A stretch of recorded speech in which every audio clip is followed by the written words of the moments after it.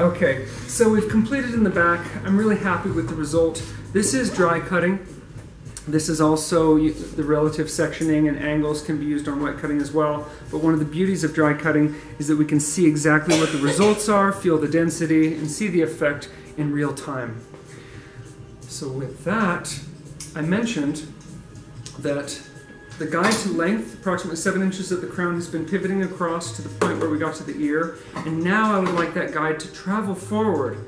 And the reason I do is because across the back, we have this inversion type of shape going across the back.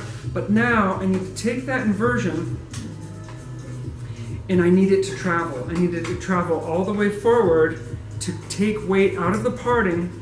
This is on an asymmetric fashion now because we're using the natural part, and it's going to travel all the way forward, keeping all of the weight that I need, but addressing the flatness.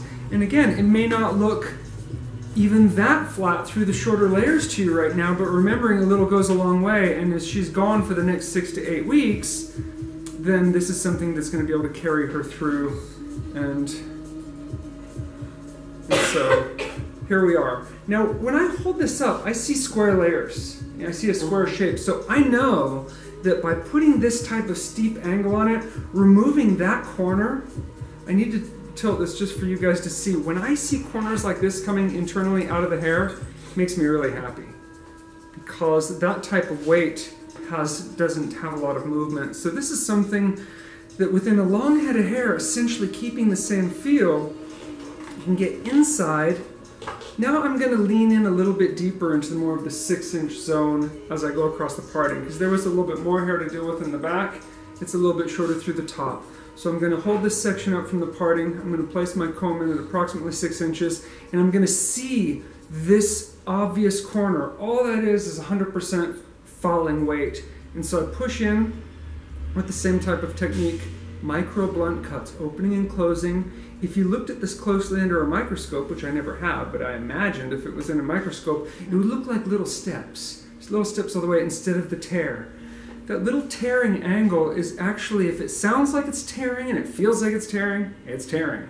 And the hair strand itself, not to get too complicated, but what does it have? It has a cuticle, it has a cortex, and it has a medulla. And so the cuticle, when that gets scraped off, then the hair strand comes even thinner, more flyaway, more fuzzy.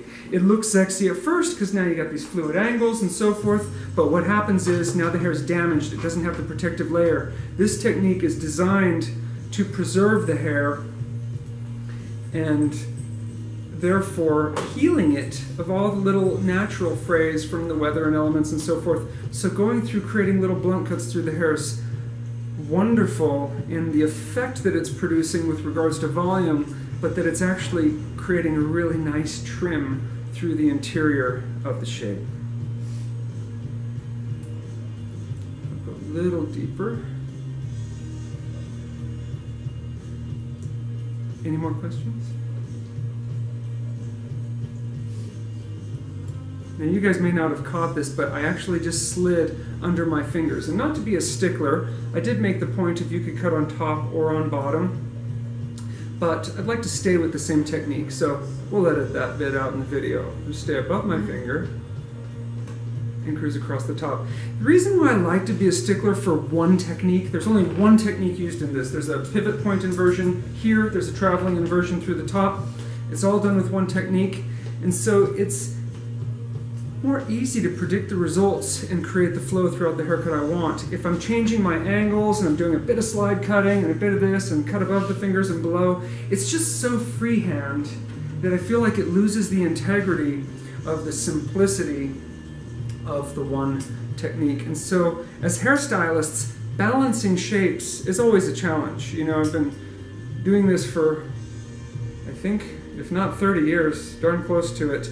And it's still challenging to balance, you know, to create that kind of balance. You have the obstacle of a client crossing her legs, you have your own, you know, bodily constraints, but balance is really challenging. So I really do like to work from side to side and stay with the same exact technique throughout. So now working to the opposite side, if you're looking from an aerial perspective, these are like horizontal sections from the natural parting, and that this hair is brought up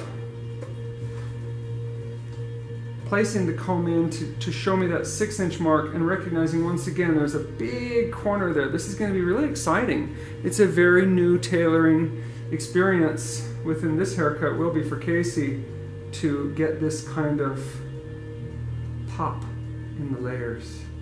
But you can see the angle's incredibly steep. I've retained maximum weight, but I've really taken out a corner internally, and that's really, really lovely on long hair. I continue to work with the wide end of the comb. As you know, we're dry cutting specialists here at Curt Darling Salon, Darling Academy, and so value working with the hair as it is, not trying to control it. That's why I'm working more with the wide teeth of the comb. And we're not trying to spray down and clip it and force it and control it and then rely heavily upon hot tools. Just being with the hair as it is. And that's how it's going to be on a daily basis. You know, without the hairstylist around there to style it, you might as well focus more on getting the bare bones of the cut right and keep the fancy styling for special events. So this, you can see it's a thicker corner and they're very square layers. I'm going to turn this back to the LA audience here. This is a big deal. It may not seem like much, but beveling this corner is huge in the flow. One of the reasons is because horizontal lines are in their nature heavy. Bobs, wedges, horizontal graduation, and so forth produces heaviness, where diagonals have the nature of fluidity. The firefly haircut, for example, or the graduated bob that works forward on a diagonal. The shorter hair pushing the longer hair, creating tension, creating that movement, creating that dynamic. And it's the same with the fluidity of this angle and shape, that it's not a square, heavy layer. It's actually getting into the natural parting. And so we're prescribing something that is relative to the natural phenomenon of the hair. This is where the cowlick is, this is where the hair tends to fall. Diagnosing that and getting right into it, as opposed to wetting it down, doing a center parting, cutting by the numbers in a robotic type of fashion, going right to the root of what is actually happening in this situation and applying your techniques to fix her daily challenges. Prominent corner being beveled, so to speak. Beveling that corner off. I'm also analyzing the density of the hair as I go along, because the next step is quite often texturizing. Texturizing is a term that we use. Essentially, it means to change the texture of the hair, to put texture into the hair, sometimes it's called. But I approach hair cutting more like, I've likened it to tailoring a suit, working with it naturally as it is, choosing angles that are going to complement the current shape in this example, unless we're doing a makeover with a whole different haircut. And so the density of the particular sections is relevant and important to me as I'm working along, because I'm already thinking how I'm going to go back and remedy her issues of density, because it actually does get a little bit more dense in the front. And that's often the case. Someone has fringe or, you know, face framing layers, that shorter hair is by nature thicker. This has been around for a few more summers and so forth. And so being able to texturize to make this hair lighter in its nature and to keep this hair heavier, the composition begins to flow. And that's something really exciting, because as you're remedying the issues with the layered shape, you're also creating new issues, because the shorter hair is now thicker and denser and so forth. And so to be able to analyze that as you're working through, then I could start to say, go back over the same sections, going back inside,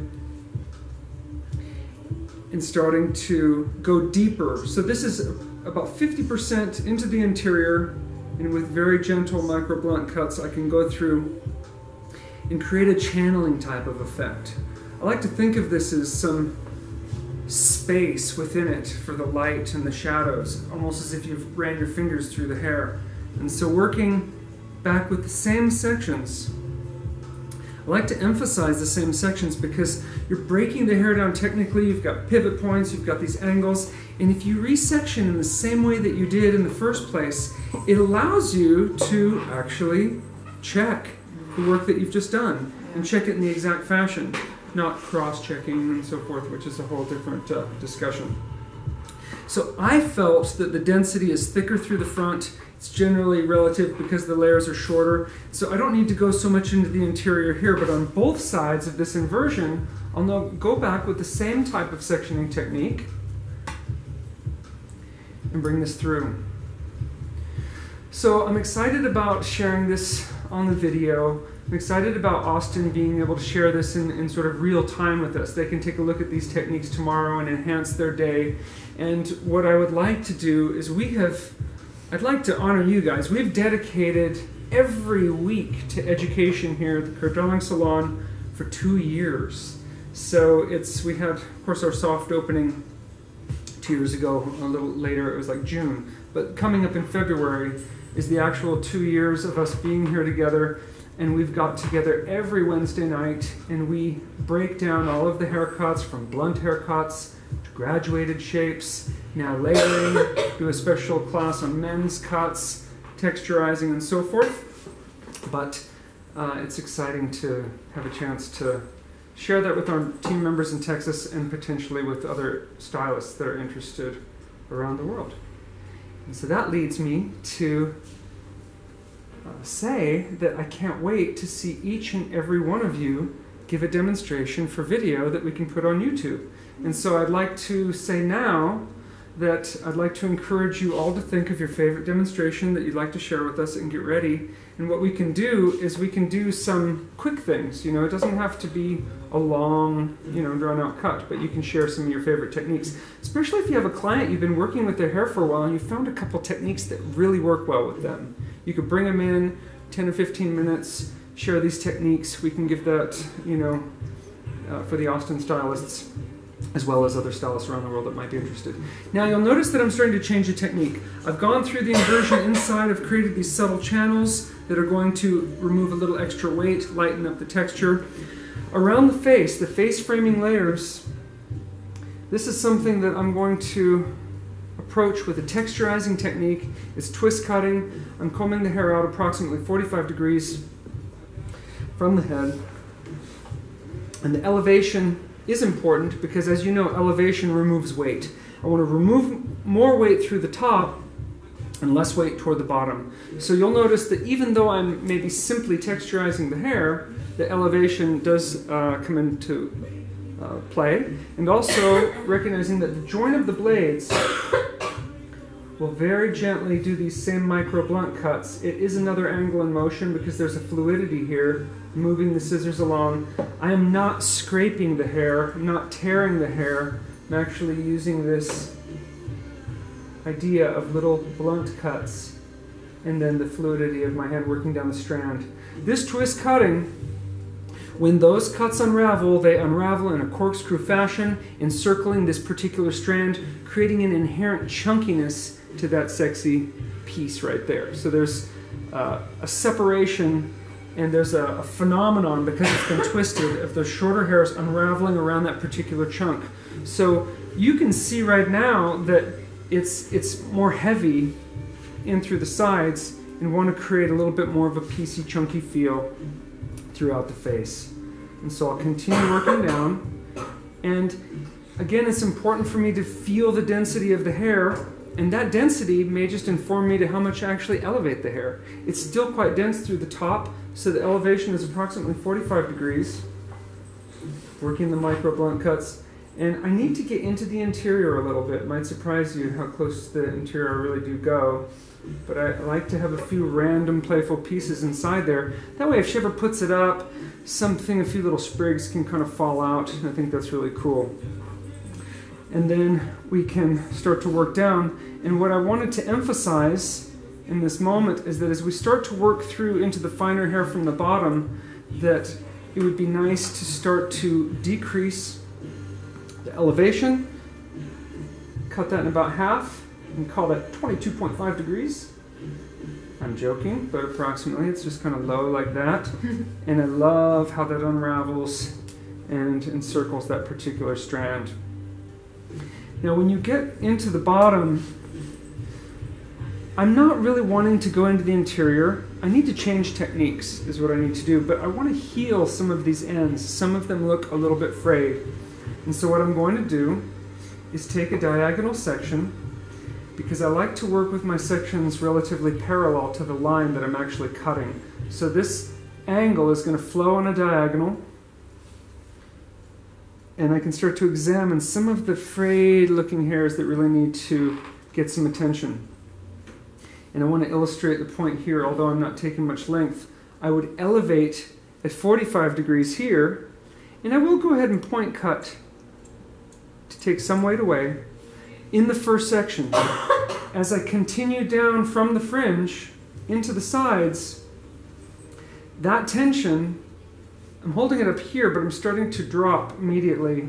What's going to happen is I will put the joint of the blade in once again, and I'll start to skim the surface with this step cuts, micro blunt cuts, little steps. And you'll notice as I get to the bottom, I'm letting go of all the tension and literally freehanding this hair through the bottom.